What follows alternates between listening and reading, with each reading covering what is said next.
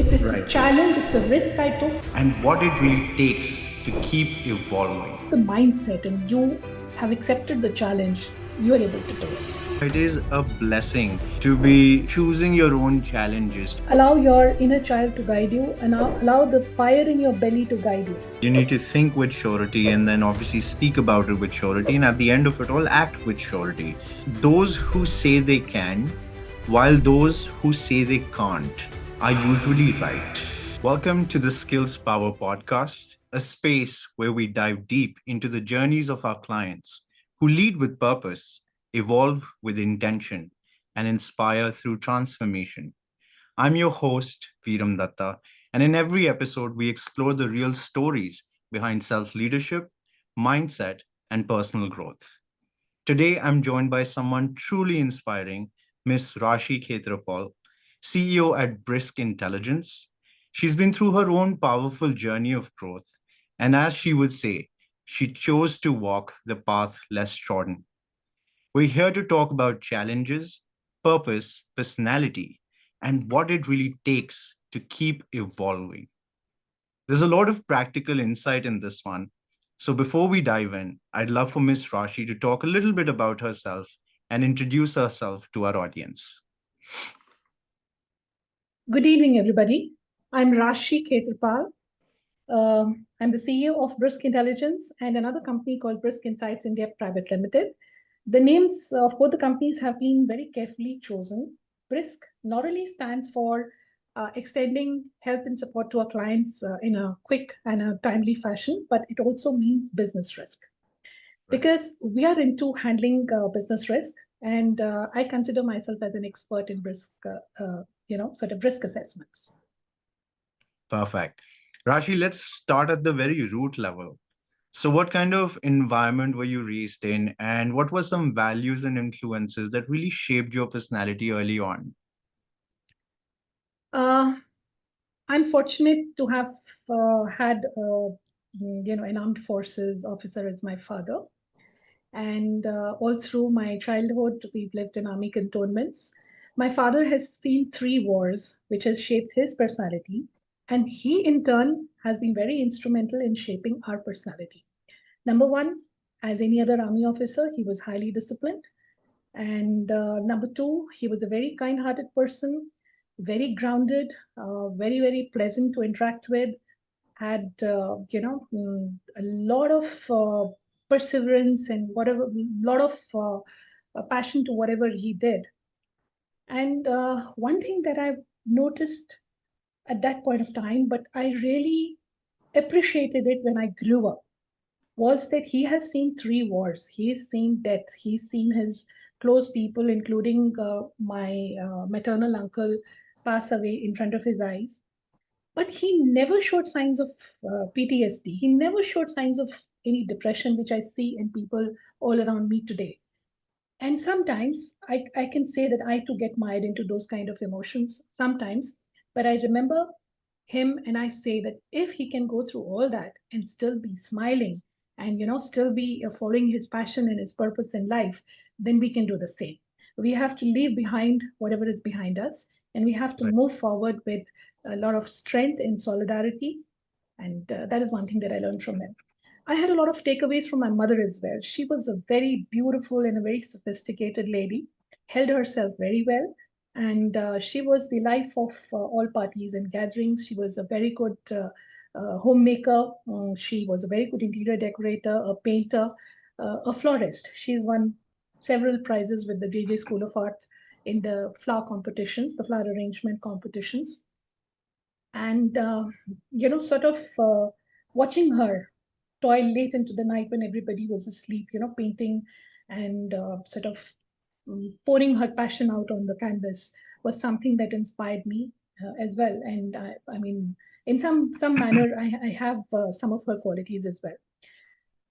At the same time, I myself was an all-rounder, and nobody had to push me towards it, but I excelled in practically everything that I did in school, including studies, extracurricular activities, be it dramatics, debates, painting, singing competition. I was the best prefect, the best guide, and the best athlete in my school. So Mhm. that was a very, very empowering time for me at school, because not only did the environment give me the opportunity to shine and grow, but I also grabbed it with both my hands, and I literally shined. So those are my early days that shaped my personality as of today. Right. I don't know if you know or not, but I also come from an army background. My Yeah, grandfather and all his brothers actually were from the armed forces as well. So, the parties that you're talking about, we've all attended those as well. yeah, Obviously, by the time, I was into the picture, my grandfather had retired, but yeah, still that circle remains. And like we've been to the clubs, the army clubs that they have. And yeah, so I understand the kind of father that you had, and in terms of being very strict when needed, and then at the same time showcasing love when it's required. yeah. But these childhood foundations, they do tend to stick with us, don't they? And at the same time, life turns to throw its curveballs as well. So let's talk about the key challenges that you might have gone through. Was there ever like a phase in your life where you hit a tough ball, maybe emotionally or professionally, and had to work through it internally? Many times, many times. Life has thrown curveballs at me with force, literally with force. And Right. perhaps I can say that today I have managed to bounce back. It's only because I had those good times in my childhood, and Mhm.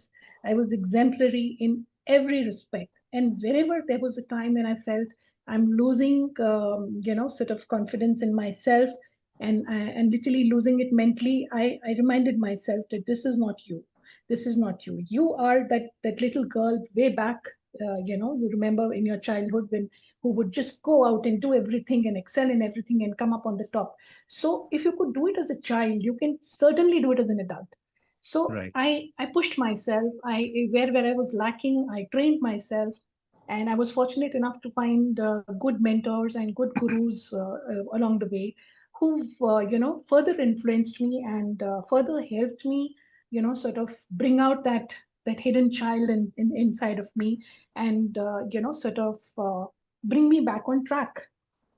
Right. So, when you talk about curved balls, if you want me to be very specific and give you certain incidents, I can quote that as well.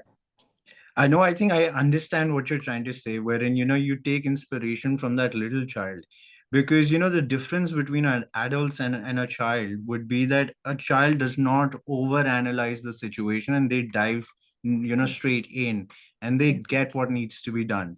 But yeah. as an adult, we tend to, overthink, and then it typically, the outcome of overthinking is not something that supports us. But it's always interesting how like these moments of challenging moments, they tend to stretch us out the most. But now that we understand where you come from, let's talk about what you've built, a milestone that you felt truly meaningful. And I'm sure there must have been several achievements along the way, but if you had to pick maybe two or three that really meant something deeper, what would those be? To begin with, my initial years of my career would say were very, very um, they didn't have much power or punch in them, and I was actually drifting along, trying out this and that, and not finding my foothold in anything that I found lasting interest in, until I came to the domain of risk. I was around 2002. I joined a company which was a debt collection company, and they had a credit reporting division, which they asked me to head and also help them automate the processes, which, because I'm not actually a tech qualified person, but I do have some knowledge because I've done some diplomas at NIT and all that, and I have enough knowledge to be able to guide the programmers to do the job of the software development. So I Mhm. was the one guiding them on how to automate their processes, and previously that division was a loss making division when I joined them, and by the time I was done with it in 5 years, they were what you call suitors or Mhm. investors who were highly interested in buying us off. And ultimately, we backed off because, as in my MD's word, he smelled money in it, and he backed off. So this was the power of the technological transformation that brought in that level of success in that organization. And then in 2007, I was blessed with twins.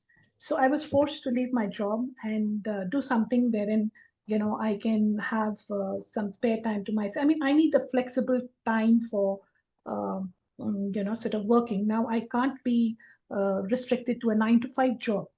Right. So I decided that I need to move on. I need to find something on my own, and it's about time for me to become my own boss. And that is when I thought of this concept of due diligence, as I had the basic qualification, the experience, and I knew how things worked in India. So I decided to go a step further beyond credit reporting and try my hand at due diligence and set up this company, Brisk Intelligence, in 2009. And since then, there has been no looking back. I mean, I have been blessed. I have been blessed with mentors. I have been blessed with clients. I've been blessed with work. I have been blessed with very challenging work. And the way I moved forward with that kind of a work, which I knew nothing about initially, was that I made my clients my teachers. I allowed Right. them. I gave them the full freedom to teach me, scold me, do whatever. Oh, Rashi, this is not right. This is not the way it's done. You have to do it this way. Fine, I'll do it this way. I learned a lot from these people, and I accepted assignments which were way above my capability, and never batted an eyelid in front of the clients. But yeah, I accepted them, and then afterwards I would sit down, and when I looked at the tasking, I would I would tell myself, Rashi, what have you gotten yourself into? How are you going to do this? Why did you say yes? But then Yeah. that armed forces daughter came to the fore, and my investigative, inner child came to the fore, and I said, "Look, Right. I just need to find the first lead. If I get the first lead, from there I'll go to the second and the third and the fourth and the fifth, and the assignment would be over." And that's the way I started. I started without even knowing the subject thoroughly. It's a Right. challenge, it's a risk I took, and it paid off. It paid me off. That's why I say that I chose to walk the path less trodden. So there were Right. hardly many people at that time, 15 years ago, who were dabbling in this field, and especially not women. There were a Right. lot of men in this industry, but especially not women, and that too, on their own. They were into companies, they were working in companies, they were working as teams, and I was the only lone wolf who was in this particular field. And it's paid me off. It's paid me off because it's a meeting of the requirement and the passion that I felt for it. You know, Right. so that is the reason why it was a success. In my previous stints, if I see before even I became the head of the credit reporting division at this debt collection company, as I mentioned, that I was just drifting along, doing this, doing that, not finding anything to my liking, and little things would irritate me. Like my boss said something to me, I felt, oh, he's not treating me right, and I would just chuck the job and walk off. But this is one area where I have stuck despite all hurdles, despite all challenges. I've had tremendous amounts. I mean, anybody who's in this domain would tell you that it's not an easy domain to be in. Right. It's not easy. I mean, finding facts, we don't even have the government backing for that. We are independent investigators who have to find the facts on our own. So Right. it's not easy. And but because you have the mindset and you have accepted the challenge, you are able to do it. Right. No, I absolutely love that. But at the same time, it is a blessing to be, choosing your own challenges, to be challenged by something of your own choice. Yeah, So that's something which is truly inspiring. Along with that, what tends to happen is as humans, we're often searching for the meaning of life.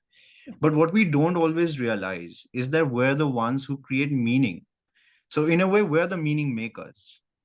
So right. I want Very to well talk said. to you about, finding alignment with purpose. Now we know this was something that, you were challenged by, but was there ever like a aha moment of some sort where your path and your purpose were actually where they met?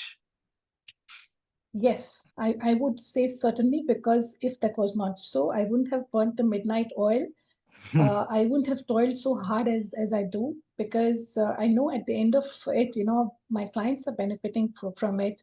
I'm assisting them. I'm helping them in reducing their risk quotient. I'm helping them from all the pitfalls that one face when they are not well prepared. and I have them taking timely, informed decisions. So Right. definitely, it feels that I'm doing something that's meaningful and purposeful, and Right. also that I continuously keep getting validations from my client and my peers in the industry. It further makes me feel that yes, I chose the right path. So let me share with you something that has happened with me recently.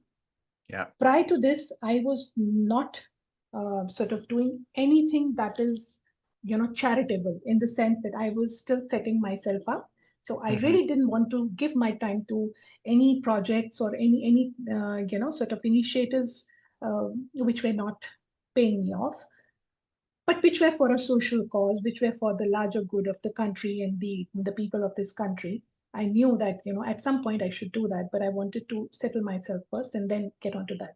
So finally, now I have decided that yeah, it's time for me to give back to the community what I have received from it. And there are certain initiatives that that are under discussion, which I will reveal in due course. So therein lies the ultimate purpose. So where you first build yourself and then you build the community which has Right. given so much to you. So Absolutely. the time has come now where when I would be doing that, I would be doing pro bono assignments and I would be assisting a lot of organizations, esteemed organizations which are also at the government level in building up certain things which are, as I said, they're still in discussion, so I cannot reveal it. Sure. Yeah. Sure. No, I think that's something a lot of people will resonate with. I, for myself, resonate with it because, we've been having these discussions internally as well, wherein we're thinking and talking about how we can also give back to the community and do things pro bono. And I think a lot of people can use this sort of training as well Mhm. and make something good out of their own lives as well. So it's very important to do that. And I'm glad you're thinking along the same lines as well. Yeah. Okay. Let's talk about, some of the big beliefs or like, principles that you keep going back to. Uh, well, considering the path that I have taken and the pitfalls that I have faced, one thing has stuck with me consistently is that keep following your heart, keep following your North Star, and allow your inner child to guide you, and allow the fire in your belly to guide you, and you will certainly reach a certain point where you will feel that yes, I achieved something. Absolutely. That's definitely wisdom. I think everybody So can. all along, I would say it's the fire in my belly which just kept me going. At times when many others in my position have given up. Many women entered this field after I came into this field. They stuck around for a while and they couldn't sustain. And I'm not trying to be very um, sort of boastful about it, Mhm. but yes, it is. You need to follow that fire in your belly. Sometimes that fire in your belly will consume you. You need to put in whole nights of work. I have worked 3 nights continuously without sleep, Wow. and there aren't many people who are able to do that. And I have come across many women who are suffering in a household setup, and they are very well qualified. They're chartered accountants. They're could be doctors, could be sort of any professional qualifications and degrees they would be having, but they are they feel that that it's either the house or the work. They What? Yeah. can't juggle the two of them together. But no, it's not so. I mean, if you want, you can set up a structure, a support system wherein you can do both. You can have the best of both worlds. You need to Absolutely. believe it first. You need to believe it that you can have the best of both worlds, and it is possible. I have done it, and others can do it too as well. I think it ties back to, the power of the thoughts. And you need to think with surety and then obviously speak about it with surety. And at the end of it all, act with surety. Because Mhm. if we're not doing that, if there's any scope of me not doing something of leniency, I will be lenient with myself. But if I'm thinking with surety, there is no choice that I'm giving myself. Mhm. What typically tends to happen is when we think that, oh, I may be able to do this, then the Mhm. first time that I fail, I will stop, right? Yeah. But if I have told myself that I have to do this certain task, No Yeah. matter how many setbacks that I face, I will continue trying again and again, change my approach until I get that goal, until I achieve that goal. Yeah. Fair enough. You've mentioned a few times that you've been very lucky with mentors and coaches, and you've also allowed your clients to teach you in different ways as well. So in your Yeah. life so far, how has being coached or mentored shaped your growth?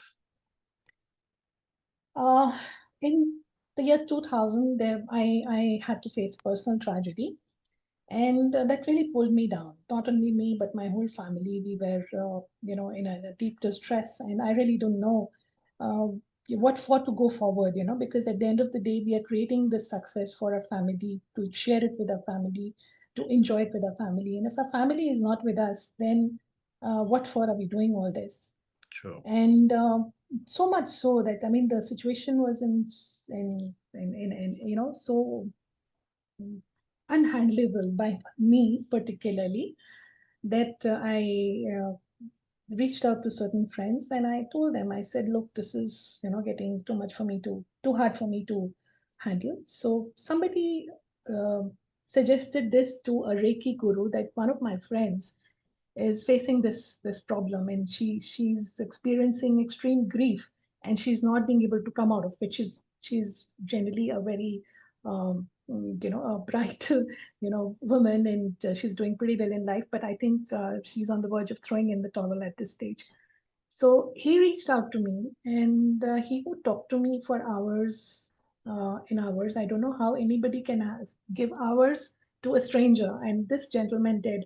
I honestly, till that time, did not believe in all this. I did not believe in Reikis. I did not believe in gurus and stuff like that. But when the stranger would speak to me very softly and very kindly, try to sort of work around my grief, and give me hope, and to give me that sense of security. I felt that this person is an absolute stranger. What vested interest does he have in me? Why is he doing it?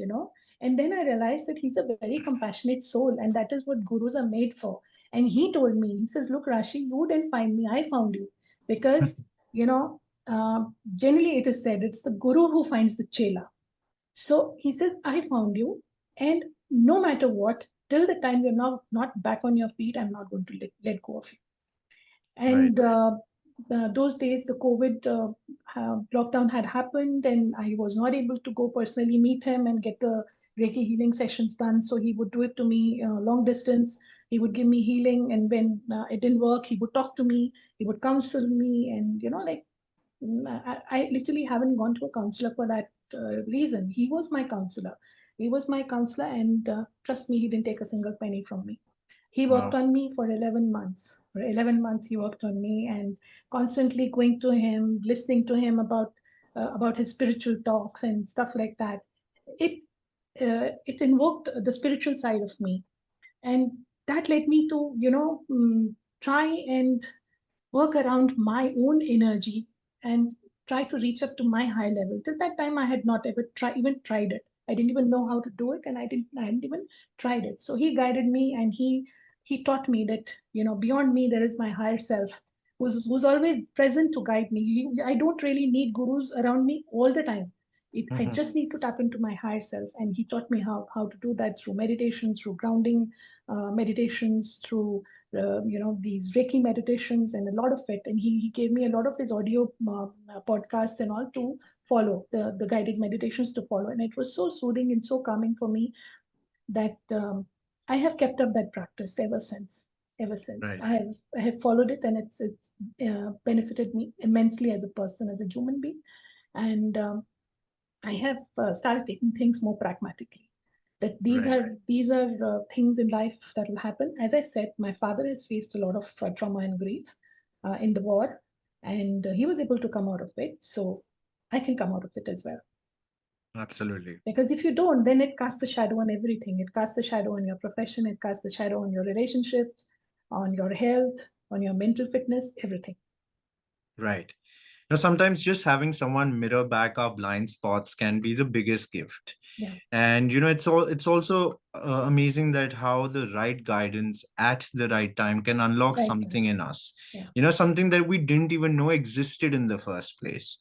Right. but it's all about the timing as well. And I think with this, with any sort of support, any sort of mentorship, we grow faster and then more intentionally as well. Right. Okay. On that note, I want to talk to you about this quote I read the other day, which was that those who say they can, while those who say they can't, are usually right. So I'll repeat this for everyone here Yeah. again. Those who say they can, while those who say they can't, are usually right. So, Well, if you would like my opinion on that, I would say yes, they both are right. Because even I advise anybody who would come to me for an advice in this regard, I would say, look, you can't be perfect in everything. You can't handle it all. Okay, there are certain things that are beyond your control. They happen. You have to accept it. You have to learn to, let go and move on. But if there is even 1% chance that you can save that situation with your effort, please don't give up. You can, right, but learn to let go the things that you can't. The things that you can't are the ones which are not in your control. So you need to right. learn to let go. You can't be fighting against things which are not in your control in any case. Right. This also ties back to what I was saying that about thinking with surety, how self talk is so important. And this is not just about optimism, it's not just about positive thinking, but this is behavioral psychology. Yeah. Because what we tend to do is we do something like self fulfilling prophecy. Again, going back to what I said, that if I think I can't do it, first Mhm. sign that I get that I'm not able to do it, I will back off. But if I Yeah. think I can, I will continue trying again and again and again. So which Yeah. is why building self leadership is critical. Yeah. We talk a lot about leadership, but self leadership is where it begins. Yeah. So how has building emotional intelligence, mindset, and communication helped you, and why do you think it's important? Sort of cultivating, self growth, a growth mindset, better communication skills, emotional intelligence would ultimately lead us to handle stress better. Be able to resolve conflicts and also to connect better with people. So Hmm. it is absolutely a must. We think we are emotionally strong, but in the moment, at times we have a tendency to just lose it. And having said that, I would like to just say that we become more confident, better leaders, and happier in our personal and professional lives by trying to sort of uplift ourselves in these areas. Right. No, it's definitely true. I think self leadership isn't optional anymore. I think it's foundational, and it's something that builds up on so many aspects of your personality, Yeah. because it's your ability to make sure that you ensure success for you. Yeah. It doesn't matter if it comes within your comfort zone, which it doesn't typically. Success Mhm. and growth happens outside of the comfort zone, Mhm. but self leadership is something that pushes you nonetheless. Yes. Okay. On that note, let's talk about something that I get everyone to talk about, and even in the sessions, this is something we do give some time to, which is your PASS, Yeah. which stands for Personality Achievement Success Status. Mhm. You've been a part of our program, and you've evolved in so many ways. How would you describe your past? And how would you say your personality has helped you create success? I understand there was a new accolade that you added to your list of accolades very, very recently. So let's talk Mhm. about that as well. And how was the Yeah. process? And how was the transition from not participating to finally doing it? Yeah. So, to help you understand the transition, I need to tell you what was and Sure, what is. You sure. would have already noticed that I'm a good communicator. Yeah. I'm not lacking in that area, but still, I felt that what was really lacking in me was public speaking. That is a Hmm. place where perhaps I got the attack of nerves, or as some people would call it, glossophobia or something like that. The moment you give a mic to me and there is a huge crowd in front of me, I will just freeze. And that is something that's a very embarrassing situation and a very avoidable one, because when you have the potential, you have the knowledge, you have the experience, you can really give some relevant advice to the audience, and then suddenly, like, you've gone blank in the mind, is something not really desirable. And I felt that, I need support. I need the guidance of a good coach to help me overcome this limitation that I felt at that point of time. So Right. that is what I was. Now, to explain to you that, having gone through a few sessions, at the Sanjeev Dutta personality, sort of studio, what really has worked for me is that I'm not afraid anymore. What I do is, okay, when you say practice, learn, I was already doing all that. Mhm. There are means by which I was doing my own self growth. I have, Audible books on my phone, and constantly I'm listening to them all the time. Even when I'm driving, or sort of having a bath or eating or something like that, I'm still listening to these podcasts. I'm learning. I'm trying to build that level of confidence wherein I can go forward and speak to a larger audience. But it was not happening. It was not happening, Right. and since I came to this training, I have seen that, that fear has vanished. For some reason, it has vanished. Perhaps I feel that, that the the exercises that have been taught to us have shifted my mindset a little bit, and I'm able to express myself in a better way, even to a larger audience, Right. even to a larger audience. And in that connection, I was recently offered a talking assignment at the Institute for Cost and Management Accountants, wherein I had to address about 300 plus CMAs, and try to build awareness to risk assessments and what kind of an opportunity it holds for them. And initially, I was avoiding it. For many months, I was avoiding it. They were calling me up and they were asking me, and I just kept making excuses. Oh, I'm so busy. I don't have time, and all that kind of a thing. But Right. after joining the training, I personally, I myself called them up. I called them up and I said, look, you've been asking me to do this engage assignment, this talk show. Do you want me to do it still? They said, oh yeah, we do want you to do it still. And then they gave me a time a month later, and I accepted it, and I took the session, and it went off Right. very well. It went off very well. I got quite good reviews, and also some sort of hint of further engagements, which are very exciting. It is something that I had never even imagined in my life, that these doors will open for me. Right. Now, yeah, you know that the Institute of Cost and Management Accountants are policy advisors to the Government of India. So there are a lot of things that I'm not permitted to reveal at this moment. Yeah. But No if it problem. if it comes through, if the talks go through, and I'm sure, with the kind of confidence that I've gained now, I will be able to make the right pitch in front of these people, and get through. Absolutely.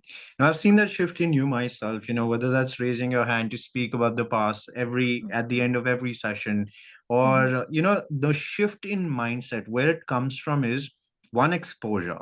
Once you expose yourself to a certain activity and then feedback is being shared to you, you tend to improve. Anything, I always say this, anything you give time and attention to will improve. There's no two ways about it. You can Definitely. learn something like public speaking. You can talk about personality. You can listen to YouTube videos or podcasts as well.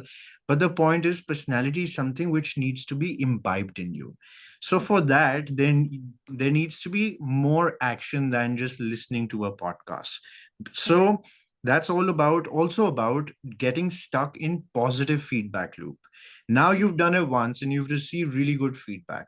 Second time you're going to be much more confident than the first time. You do that again, and then the third time is going Oh, to be even easier. I'm wanting the second time to happen, which was Mhm. something very rare in the past. Right. It gives you that certain sense of achievement, that high, which you want again and again and again. And I think Right. in due course, I would even get there where I would become a natural at it. Right now, as I say, that I'm still work in progress. Yeah, Absolutely. We all are. We're all work in yeah. progress.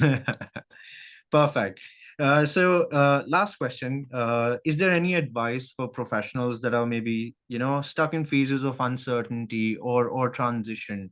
And if someone's listening from that space where they're uncertain about a few things or they're in the middle of a transition, is there anything you would want them to hear? Well, my advice to them would be that don't fret too much about it. It is the time for you to chill, relax, catch up on your sleep, sort of cultivate some hobbies, spend time with your family, go on vacations, enjoy yourself, Mhm. because this time is not going to come very often in your life. We professionals, we know it, how hard it is to take out a little bit of time for yourself. So consider it as not a misfortune, consider it as a fortune that now you're able to spend some time on yourself. Do it Right. now. Do it now, because the time is going to come when you're going to get so crazy busy that you won't be able to do this what you really want to do. That is Absolutely. that is number one. Number two, even if you sort of get into a kind of a position which you find is very stable, secure, don't be complacent. Keep reinventing yourself, keep learning, keep growing, because anything that's constant in business is change. Change. So it is going to happen. Today, you might feel that, okay, if I finally, after a lot of, sort of effort, I've managed to come into my comfort zone, and now I can take it easy. You can never take it easy, and whether it's your business or profession, you can never take it easy. And you have Absolutely. to always constantly keep learning and keep growing. And the best way to learn is by looking around and seeing what your competitors are doing, how they are doing it. you know you are talking about a phase of transition for professionals. I will also talk about a lean phase for businessmen. We Hmm. have lean phases a lot of times. Sometimes there is so much work that we hardly get any sleep, and sometimes there won't be any work for a month, 2 months, and those 1 2 months we will probably spend in training our people in sort of doing team building exercises and stuff like that. And if still we feel that there is time on our hands, what we would do is probably try to observe what the industry is doing, how they're Right. doing it, because normally we don't find time for all that. In the usual course of business, you don't find time for that. And I'm very passionate about not just learning from the traditional methodologies. I These days, as you know, technology is coming to the fore. The AI and the chat GPTs and all these things are coming to the fore, and there are so many startups. The government is promoting startups in a big way.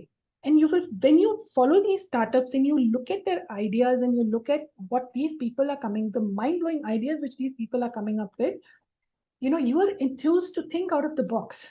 So it has Right. become my professional hobby. I mean, I have a lot of personal hobbies, but my professional hobby is to watch these startups, what they're doing. I will go to any event where the startups are displaying their ideas or their products and their applications or whatever.